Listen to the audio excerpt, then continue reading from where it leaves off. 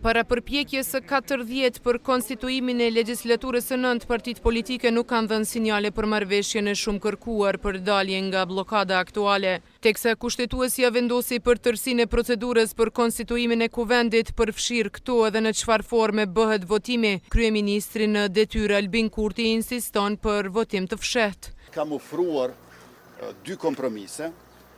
I pari është ai që t'i delegojnë përfaqësuesit partitë politike dhe me atë rast, nëse nuk e duan votimin e fshehtë, ta rrëzojmë atë komision me vot, sepse pa vot nuk rrëzohet, me bojkot nuk shkohet përpara, dhe pasi që të rrëzohet ai komision, mund të kthehemi tek vota e hapur, me që rast le të kemi marrëveshje politike natyrisht që kryetari dhe 5 nënkryetaret me marrëveshje paket të votohen një nga një, po me marrëveshje parapraktë.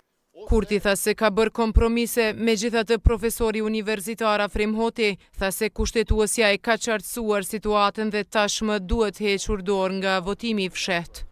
Në secilin stad përfshi jo vetëm këta 3 muaj, por nëse i marrim edhe 3 muaj të tjerë, si emëruesi përbashkët i zgjidhjes së problemit do të jetë herët ose vonë marrëveshje në mes të subjekteve politike. Nuk ka rrugë tjetër, nuk ka rrugë alternative, sepse janë dy fakte krejtësisht të qarta. Fakti i parë lidhet me të drejtën e subjektit fitues për të pas pozitën e kryeparlamentarit dhe për të propozuar kandidatin, dhe fakti i dytë është po ashtu që subjekti fitues duhet të ketë numrat e nevojshme, të cilët do të mund t'i bënte ose vetë ose përmes një partneri në koalicion për të proceduar matutje.